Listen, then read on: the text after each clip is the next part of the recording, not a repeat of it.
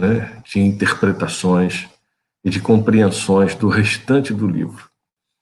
Então é muito importante que a gente leia o texto, que a gente compreenda os detalhes e as relações que essa narrativa tem com a totalidade das Escrituras e também com a totalidade do próprio livro do Apocalipse. É uma experiência assim extraordinária vivida pelo apóstolo João, a qual é central para se entender o livro do Apocalipse. Eu vou fazer a leitura do texto, que vocês podem acompanhar também, conferindo aí nas versões que porventura vocês estejam utilizando, tá?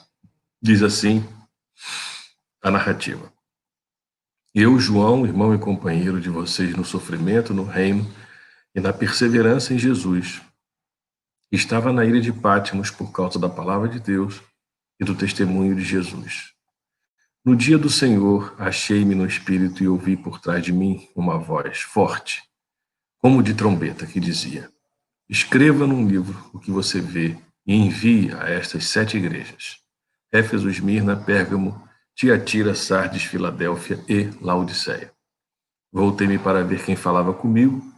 Voltando-me, vi 7 candelabros de ouro, e entre os 7 candelabros alguém semelhante a um filho de homem, com uma veste que chegava aos seus pés e um cinturão de ouro ao redor do peito. Sua cabeça e seus cabelos eram brancos como a lã, tão brancos quanto a neve, e seus olhos eram como chama de fogo.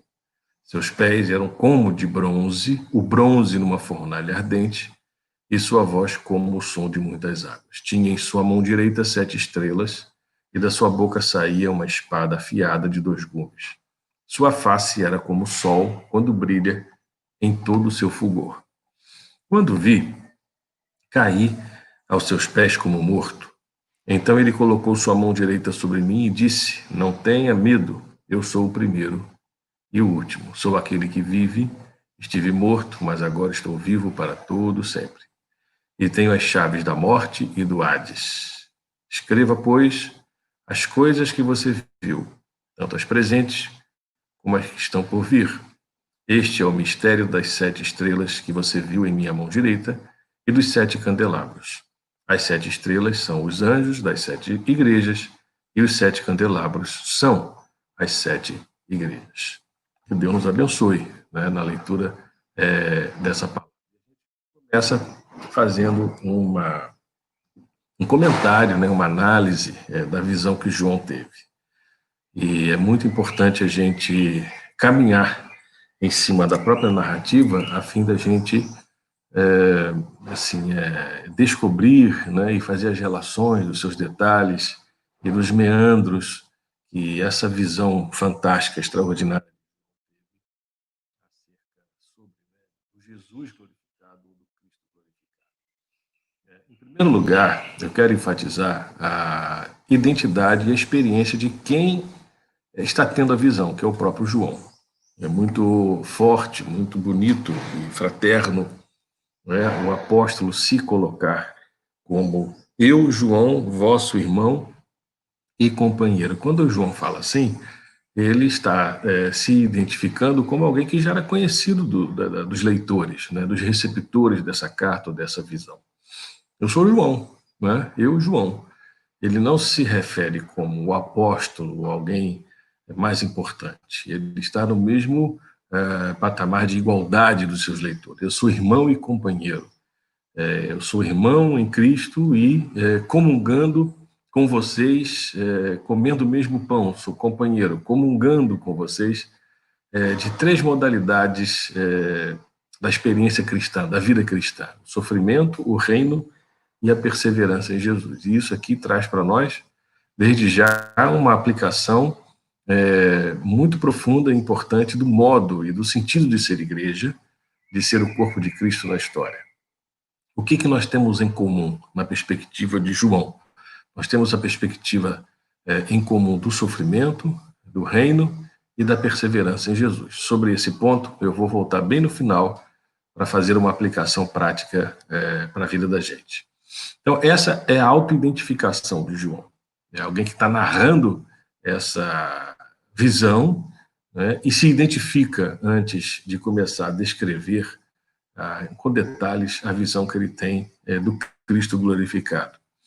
E a gente pode dizer, a partir do versículo 10, que essa experiência é uma experiência do chamado êxtase profético. Não somente João teve essa experiência, mas outros profetas também tiveram essa experiência, o apóstolo Paulo, Isaías, né, Ezequiel, Daniel, enfim, essa experiência é típica de uma tradição profética, né, que vem lá do Velho Testamento e que encerra, né, o livro do Apocalipse com essa experiência equivalente. Achei-me em espírito. Achei-me em espírito. E aqui, essa experiência do êxtase, né, do sair de si sem perder a consciência de si, é uma realidade profundamente espiritual, né, de uma autotranscendência, né, sem que perca a noção de onde está, do seu contexto, quem está falando e para quem deve falar. É uma experiência que teve contexto, lugar, dia e hora. É profundamente espiritual, eminentemente espiritual, mas dentro de um contexto, de um lugar, tendo dia e hora. O contexto a gente já sabe, que era o contexto da perseguição sob o imperador Domiciano, uma das mais duras e ferozes perseguições que as comunidades cristãs daquela época foram alvo. E isso, para nós, pode parecer algo distante, mas para aquelas comunidades era uma realidade concreta. Viver a vida cristã sob uma direta perseguição, não uma perseguição fictícia, imaginária, não uma perseguição inventada, manipulada, mas uma perseguição real, oficial de um Estado contra aquelas comunidades e aqueles cristãos. E há um lugar onde essa revelação, onde essa visão se deu. João fala, eu estava na ilha de Patmos, como eu já falei, uma ilha presídio e para presos políticos, só que na interpretação de João, ele está lá por dois motivos, por causa do testemunho da palavra de Deus e do testemunho de Jesus, ou seja, João era um pregador, um evangelista, um apóstolo e um mártir, né? Alguém que estava pronto para morrer por Jesus. Por causa desse pertencimento, dessa vocação, dessa radicalidade do seu discipulado, do seu compromisso com Cristo, ele estava preso. E interessante que o lugar é a ilha de Patmos, e a revelação teve dia e hora. Diz aqui o versículo 10. Achei-me em espírito no dia do Senhor, ou seja, era um domingo, né? Dia do Senhor, essa expressão significa um domingo. E eu quero até, assim, pensar e deduzir que provavelmente essa aparição, né, de Jesus a João se deu justamente no nascer do dia, no raiar do dia. E foi o momento em que Jesus ressuscitou, em que João estava em oração, em espírito, né,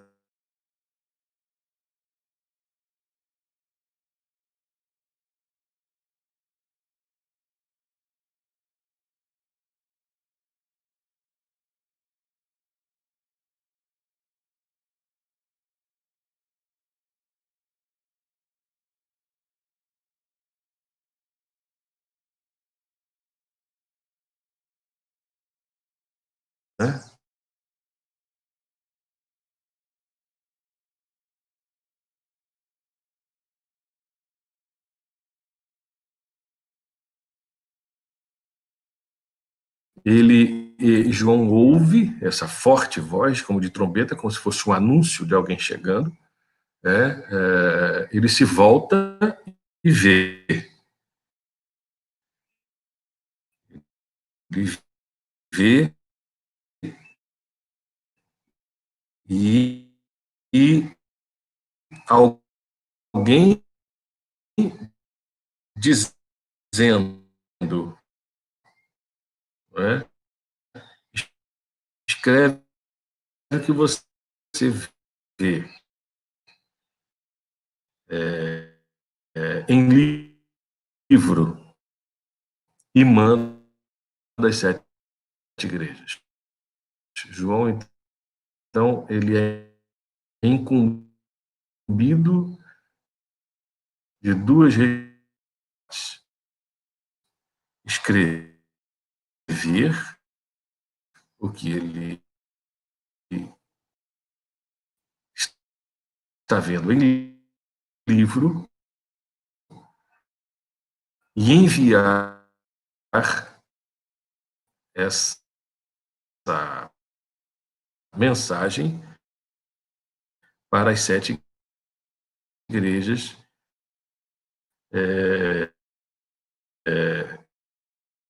que estão aí descritas no versículo 11. Ele se volta para ver quem falava com ele, e a primeira coisa que ele vê não é a pessoa que está falando, mas ele vê os 7 candelabros ou candeeiros, ou 7 tochas, 7 lampiões acesos. E a primeira coisa que ele vê é justamente um cenário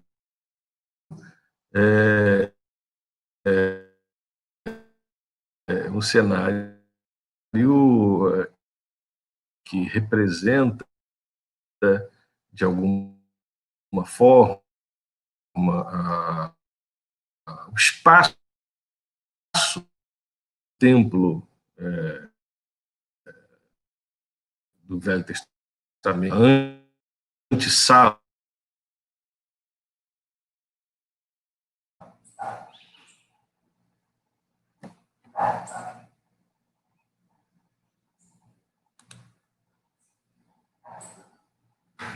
Muito bem, parece que nós voltamos, deu uma parada e a gente volta a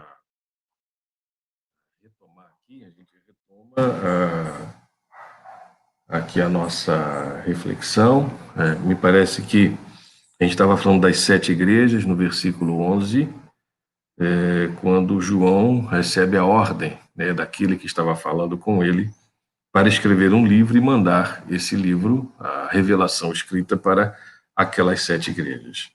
E João tem, então, uma visão, primeiro, não da pessoa que está falando, mas de um contexto, do ambiente parecido ou que se refere ao templo, ao tabernáculo do Velho Testamento. Né? São 7 candeeiros, 7 lamparinas, 7 lampiões acesos, que iluminavam um dos ambientes, né, do lugar santo, ou do Santo dos Santos, e ele vê, então, esses 7 candeeiros, quer dizer, é um ambiente iluminado. E no meio dos candeeiros, alguém semelhante a filho de homem. É interessante, sendo recorrente na visão de João, na leitura de João, a ênfase que ele dá é semelhante a, era como. João está fazendo uma tradução de uma visão extraordinária, talvez quase que indizível, né, do Cristo glorificado. E assim como o apóstolo Paulo, né, ficou cego com o brilho da glória de Jesus se revelando a ele na estrada para Damasco, né, João, ele aqui está consciente e vendo o que está acontecendo e tenta, em linguagem humana, traduzir uma realidade indizível. Mas ele tem a noção de que alguém estava ali e era uma figura humana e também sacerdotal, por causa das vestes dessa figura humana, vestes talares e cingido à altura do peito com uma cinta de ouro, ou seja, um sumo sacerdote, vamos dizer assim, muito importante. E então Jesus glorificado se revela a ele como humano e também na figura parecida com a de um sacerdote, né, que se refere a uma figura sacerdotal, aquele que intercede pela humanidade e pelos homens. Aí começa uma descrição muito rica e muito detalhada, que vai de cima a baixo e de baixo para cima, né? É interessante a gente pensar que o apóstolo João olhou aquela figura humana, que é do Cristo glorificado, de cima a baixo, não numa postura arrogante. Mas ele começa a fazer uma descrição muito interessante no versículo 14, da cabeça e dos cabelos, né? E vejam, eram brancos como alva, lã como neve. E essa brancura, né, essa transparência, esse brilho dos cabelos e da própria cabeça, né, demonstram, assim, um Cristo visível, um Cristo transparente, um Cristo de brilho, de glória. E os olhos como de fogo, ou seja, alguém que olha de maneira perfeita, e o fogo talvez nos remetendo à ideia de juízo, não é? O fogo que purifica, um olhar purificador, ou seja, o cabelo e a cabeça e os cabelos transparentes e um olhar que vai fundo, não é? E depois, então, dos olhos, da cabeça e dos cabelos, ele vai para os pés. É interessante esse movimento do olhar de João, ao descrever os pés semelhantes ao bronze polido. É algo semelhante ao bronze polido, como que refinado numa fornalha. E essa representação dos pés, né, significa também essa presença, essa glória, essa firmeza de quem está falando. Os seus pés estavam visíveis, ou seja, esse andar, os seus caminhos são firmes e claros e explícitos para aquele que vê.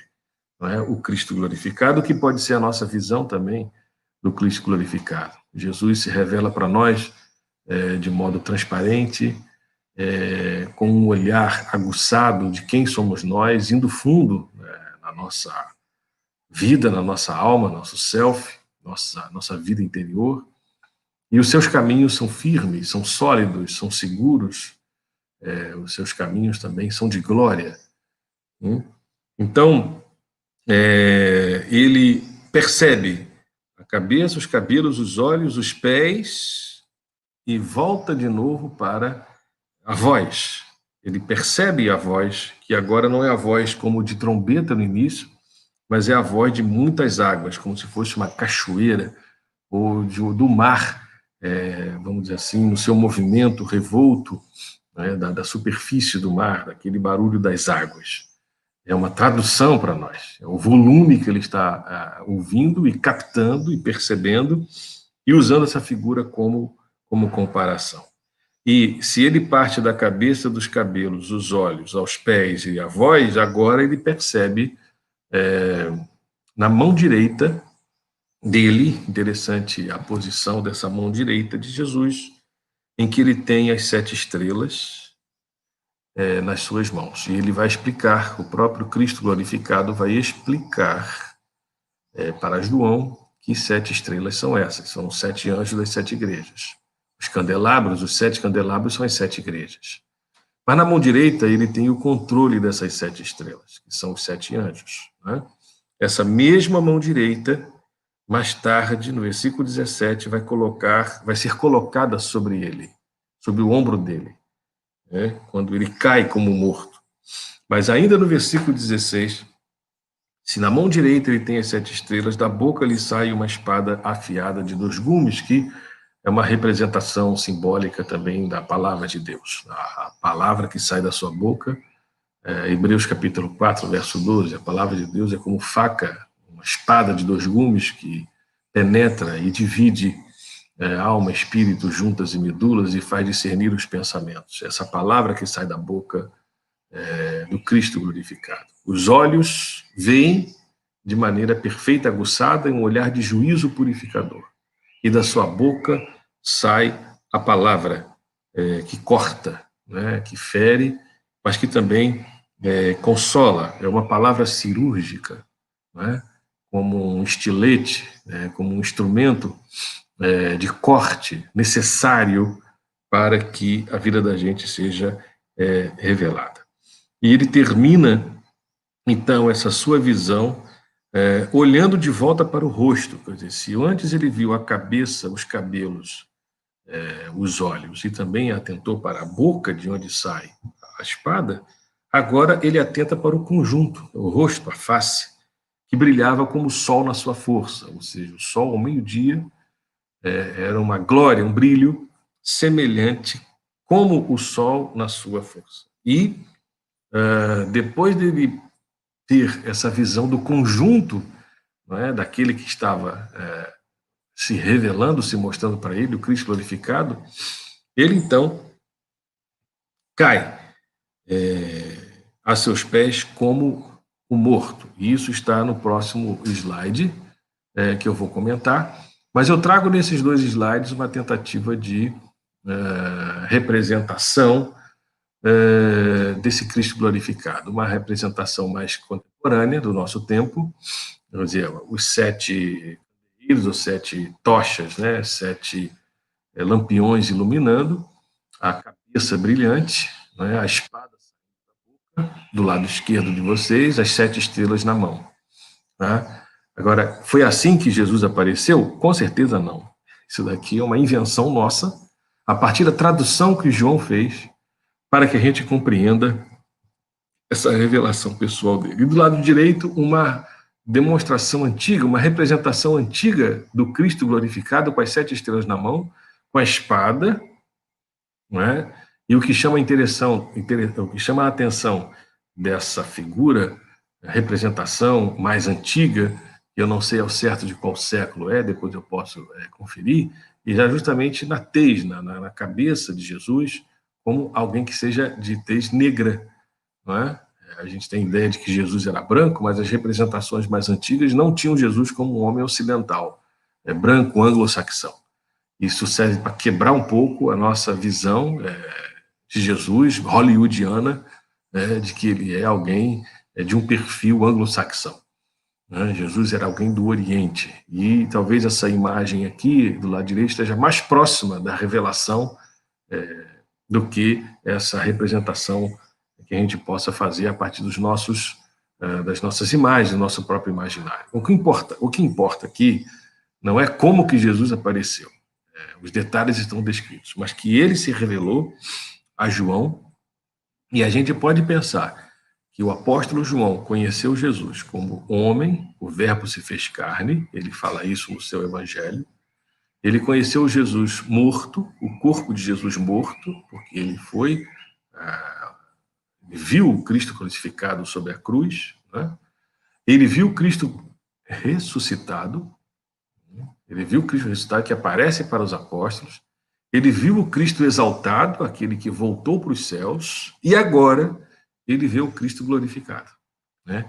Ou seja, o apóstolo João, assim como o apóstolo Paulo e outros apóstolos, tiveram uma visão completa de Jesus. E nós também precisamos ter essa visão macro, completa, de Jesus de Nazaré, do Jesus que morre, do Jesus que ressuscita, do Jesus que é exaltado aos céus, do Jesus que morreu, ressuscitou e foi assunto aos céus, e do Cristo glorificado. E a quem nós veremos plenamente um dia, estaremos com ele face a face. João, então, interpreta para nós essa belíssima visão, uma visão completa, ampla, do Cristo glorificado, né? E, a partir do versículo 17, a gente pode apontar para a reação que João teve diante dessa visão extraordinária.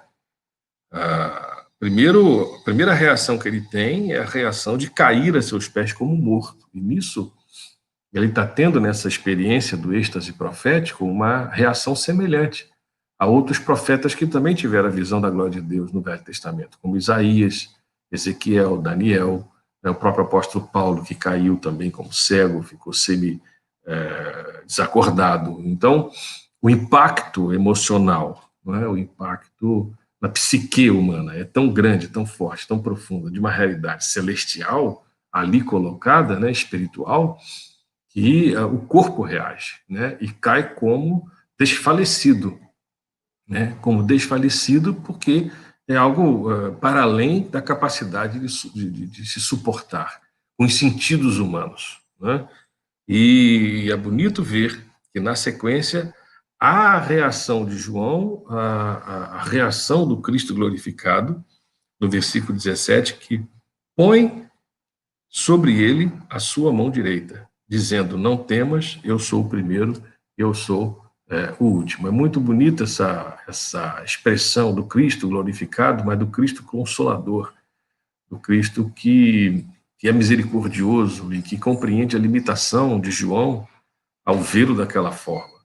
E vai ao seu encontro, e a mão direita que segurava as 7 estrelas, agora é a mesma mão direita que está sobre os seus ombros, trazendo consolo e levantando João para continuar a conversar com ele, dizendo: não temas, porque o sentimento, né, a reação de João, uma reação de temor, um temor muito profundo e forte, impactante, ao ponto de fazê-lo desfalecer.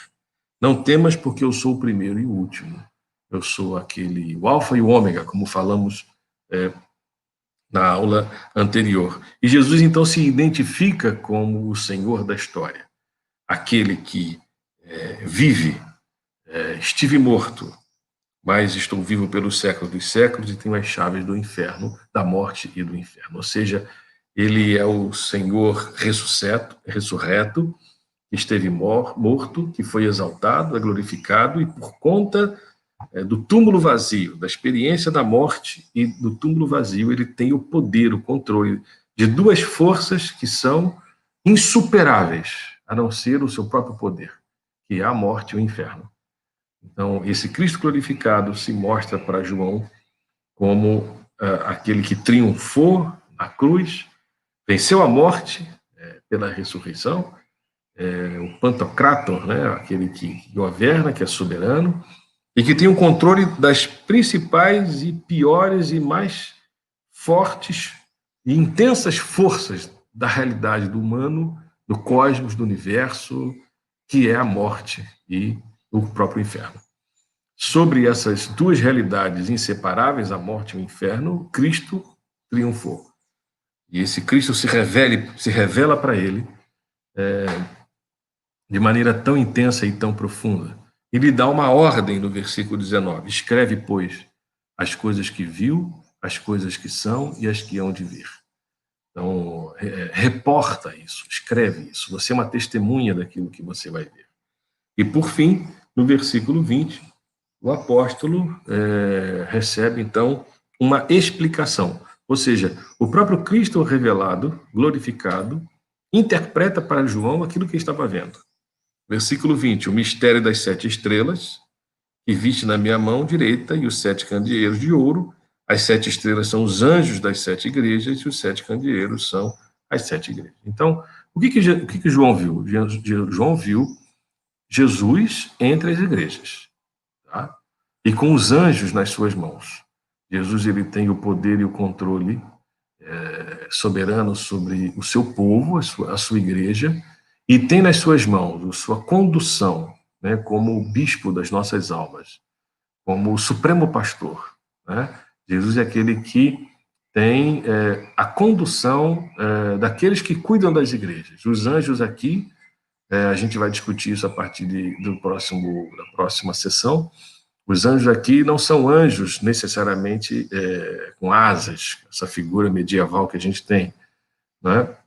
Mas são as lideranças, os responsáveis, os mensageiros dele para essas igrejas. Ele tem nas mãos esses mensageiros.